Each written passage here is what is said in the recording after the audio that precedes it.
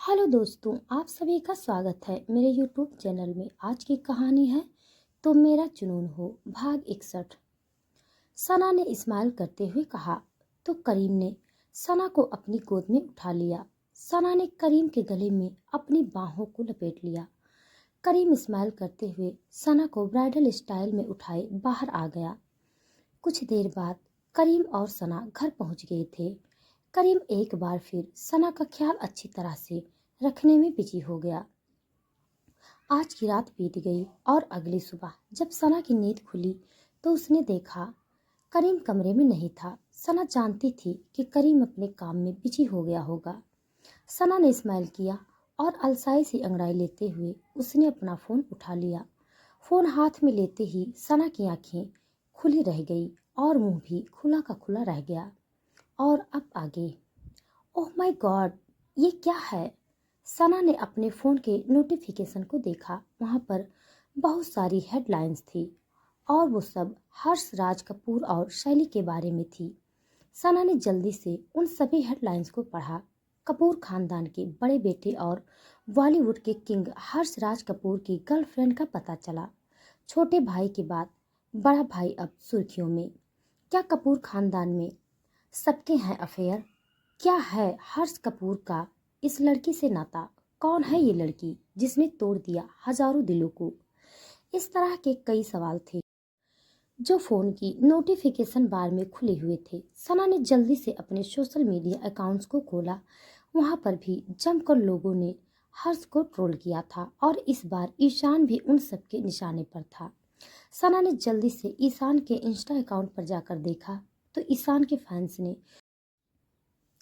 उनके पोस्ट पर कमेंट्स में लिखा था, हे सुपरस्टार ईशान, क्या तुम्हें भी अपनी भाभी के बारे में नहीं पता था? किसी ने लिखा था, लगता है कपूर खानदान में सीक्रेट अफेयर रखने की परंपरा है। किसी ने लिखा था, मुझे लगता है इन दोनों का तीसरा भाई भी अपनी मिस्टीरियस गर्लफ्रेंड के साथ ही घूम रहा होगा। तो किसी ने लिखा था, अरे यार, ये बड़े लोग हैं, ये कुछ भी कर सकते हैं। किसी ने लिखा था, मैं तो उस लड़की के बारे में सोच रही हूँ, किस्मत वाली है जो मेरे हर्ष के साथ उसे समय बिताने का मौका मिला। किसी ने लिखा, कौन है वो लड़की? मुझे कोई उसका नाम बता दो यार। किसी ने लिखा, आजकल तो कोई शर्म ही नहीं बची, ऐसी फोटोज कौन पोस्ट करता है? किसी ने लिखा, यार ये सब क्या देखना पड़ रहा है? मैंने कभी नहीं सोचा था कि हर्ष का अफेयर होगा। वो बंदा कितना सही दिखता है यार। इसी तरह के हजारों कमेंट्स थे। कोई हर्ष और शैली के रिश्ते पर यह बता रहा था कि ये लड़की उनकी चॉइस है, तो कोई उन्हें गलत ठहरा रहा था, तो किसी ने उनके कैरेक्टर पर उंगली उठाई और किसी ने हर्ष और शैली का पक्ष लिया। तरह तरह के पॉजिटिव और नेगेटिव कमेंट्स पड़े हुए थे। सभी कमेंट्स को पढ़ने के बाद सना ने एक गहरी सांस ली और खुद से कहा, ये लोग भी ना किसी को चैन से जीने नहीं देते। फिर अचानक सना को ख्याल आया कि पूरे 2 दिन हो गए थे और शैली अचानक से गायब होने के बाद उससे मिली भी नहीं। उसका फोन भी नहीं आया। सना के साथ इतना सब हुआ और शैली उसे देखने नहीं आई। शैली गई कहाँ? सना को अब शैली की चिंता होने लगी। सना ने अपना फोन लिया और जल्दी से शैली का नंबर डायल किया। रिंग बजती रही लेकिन रिसीव नहीं हुई। सना ने फिर से ट्राई किया और कई बार ट्राई करने के बाद आखिरकार शैली ने फोन रिसीव कर लिया। हेलो शैली, शैली क्या तुम हो? फोन के रिसीव होते ही घबराते हुए सना ने जल्दी से पूछा। फोन के दूसरी साइड से कोई आवाज नहीं आई, बस रह रहकर किसी के सिसकियों की आवाज आ रही थी। सना समझ गई फोन के दूसरे साइड में शैली थी जो रो रही थी।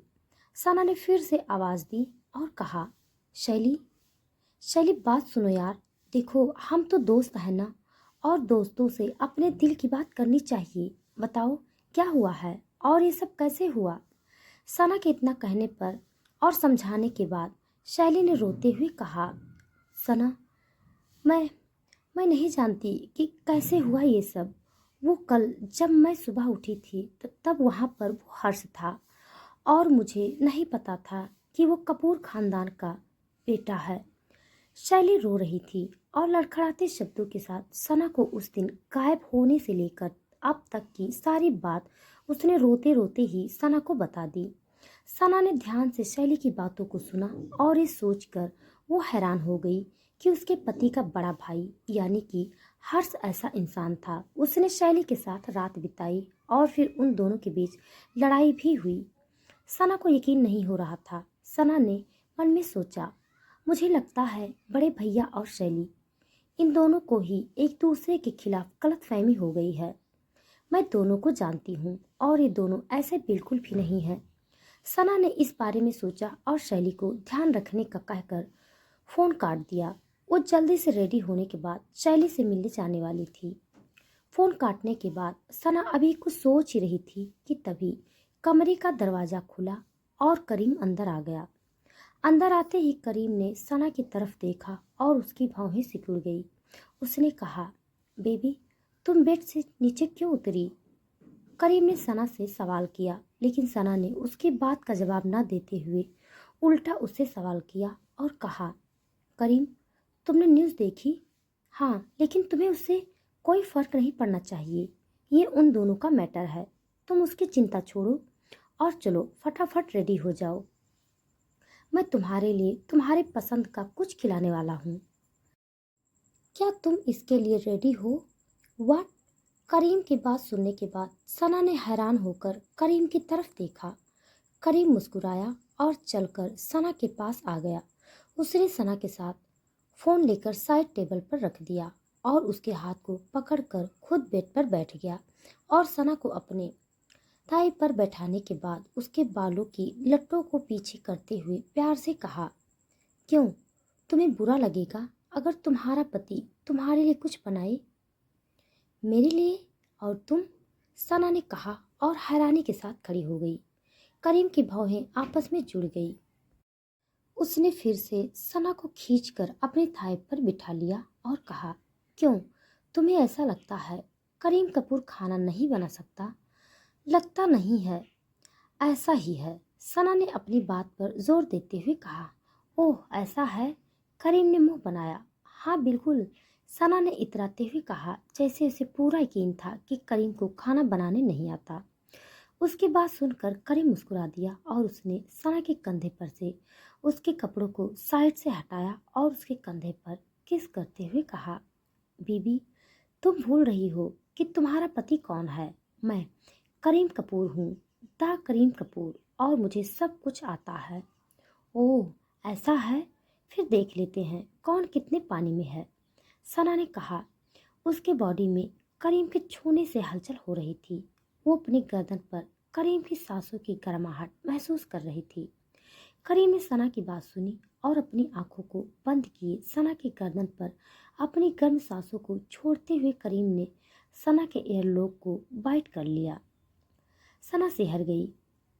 तभी करीम ने कहा, तो चलो फिर किचन हमारा इंतजार कर रहा है। क्या मतलब किचन हमारा इंतजार कर रहा है? सना ने कहा। करीम मुस्कुरा दिया। सना ने कंफ्यूज होकर उसकी तरफ देखा कि तभी करीम ने सना को गोद में उठा लिया। सना हैरान हो गई। उसने करीम से कहा, करीम ये तुम क्या कर रहे हो? करीम ने उसकी बात सुनी और सर हिलाते हुए सना को गोद में उठाए वॉशरूम में चला गया। उसने सना को बाथ टब में बिठाकर शावर ऑन कर दिया और फिर सना की तरफ देखते हुए उससे कहा, अब तुम जल्दी से रेडी होकर नीचे आ जाओ। सना ने देखा उसका ये पति उस पर अपना हुक्म चला रहा था। करीम की बातों को मानते हुए सना ने जल्दी से सर हिला दिया। करीम वहां से बाहर चला गया और सना शावर लेने लगी। करीम जब शावर से बाहर आया तब उसने अपना फ़ोन लिया और विहान को कॉल किया। विहान के फ़ोन रिसीव करते ही विहान ने कहा, यस बॉस। करीम ने सर हिलाया और अपनी सख्त आवाज़ में कहा, विहान ये सब क्या मसला है? जल्द से जल्द इस बारे में पता करो। लेकिन सर, विहान कुछ कहना चाहता था लेकिन उसे हिचकिचाहट हो रही थी। करीम ने जब विहान की हिचकिचाहट सुनी तो कहा, क्या बात है, तुम्हें कुछ कहना है क्या? जी, विहान ने हिचकिचाते हुए कहा। हाँ बोलो, क्या बात है विहान? करीम ने भौहें सिकोड़ते हुए विहान से पूछा। वहीं दूसरी तरफ विहान फोन पर तो करीम से बात कर रहा था, लेकिन उसके बगल में प्रिया बैठी हुई थी और गुस्से से भरी आंखों से विहान को देख रही थी। विहान ने एक हाथ से अपना कान पकड़ा और इशारों इशारों में प्रिया से माफी मांगते हुए करीम से कहा, नहीं सर, कोई बात नहीं है, मैं कुछ देर में सब सॉर्ट आउट करता हूँ। फाइन, करीम ने कहा और कॉल डिस्कनेक्ट कर दिया। फोन कटने के साथ ही प्रिया अपनी जगह पर खड़ी हो गई और उसने विहान को लगभग डांटते हुए कहा, तुम बंदर के बंदर ही रहोगी। बॉस के चमचे, मैंने तुमसे कहा था कि आज तुम छुट्टी ले लो। एक दिन काम पर नहीं जाओगे तो क्या हो जाएगा? प्रिया की डांट विहान मुंह बनाकर सुन रहा था। प्रिया जब डांट कर चुप हो गई और मुंह दूसरी तरफ घुमा लिया, तब विहान उसके पास आया और उसने प्रिया को साइड से पकड़ते हुए उससे कहा, अरे मेरी जान, नाराज क्यों होती हो? इसमें कौन सी बड़ी बात है? हाँ, तुम्हारे लिए नहीं होगी, पर मेरे लिए तो है ना। कहा, मेरी सहेलियां अपने बॉयफ्रेंड के साथ दिन रात मस्ती करती हैं, घूमती हैं, और एक तुम हो, तुम मिस्टर कपूर के चमचे बनकर घूमते हो। और मिस्टर कपूर, वो तो मेरे सौतन है, सौतन। विहान पर गुस्सा करते हुए प्रिया ने करीम को भी अपने गुस्से का शिकार बना लिया। आ, तुम मेरे बॉस को सौतन कह रही हो? सोचो, अगर करीम सर ने सुन लिया तो। विहान ने प्रिया के साथ मस्ती करते हुए कहा, लेकिन इस बारे में सोचकर प्रिया की आंखों में करीम के नाम का डर समा गया। खैर, उसने अब अपने ख्याल को बाहर निकाला और उदास होते हुए कहा, मैंने आज मूवी की 2 टिकट निकाली थी। मैं चाहती थी कि हम दोनों एक सप्ताह मूवी देखने जाएं, लेकिन अब। प्रिया को उदास देखकर विहान ने सर हिलाया और मूवी की टाइमिंग देखी। फिर उसने एक गहरी सांस लेते हुए कहा, डोंट वरी जान, मैं कुछ करता हूँ। उसकी बात सुनकर प्रिया के चेहरे पर मुस्कुराहट आ गई। वहीं विहान अब ये सोचने पर मजबूर हो गया था कि वो आज प्रिया के साथ मूवी देखने के लिए करीम से छुट्टी कैसे लेगा। विहान के लिए ये एक बड़ी मुसीबत थी। दूसरी तरफ पूरे कपूर खानदान में अब ये बात फैल चुकी थी। न्यूज़ तो सबने देख लिया था और अब हर्ष की क्लास लगने वाली थी। दादाजी ने हर्ष को कॉल किया। हर्ष, जो अपने विला में अपने स्टडी में बैठा हुआ था और पहले से ही आग बबूला हुआ पड़ा था, उसने जब दादाजी की कॉल देखी तो उसका गुस्सा और बढ़ गया। वो जानता था कि दादाजी उसे खरी खोटी सुनाने के लिए ही फोन कर रहे हैं। खैर, वो दादाजी की कॉल को इग्नोर नहीं कर सकता था, इसीलिए उसने फोन रिसीव कर लिया। फोन उठाने से पहले हर्ष ने एक गहरी सांस ली और फिर कॉल उठाने के बाद कहा, प्रणाम दादाजी। दादाजी ने हर्ष के प्रणाम का कोई जवाब न देते हुए सीधा सवाल किया, हर्ष, ये सब क्या है? क्या सुन रहे हैं हम? दादा, आप किस बारे में बात कर रहे हैं? सारी बात जानने के बाद भी हर्ष ने अनजान बनते हुए कहा। उसकी बात सुनकर दादाजी की भौहें तन गई। उन्होंने अपने बगल में बैठे गायत्री, रानी और अमित चंद जी को देखा। उन लोगों ने बेबसी से सर हिला दिया।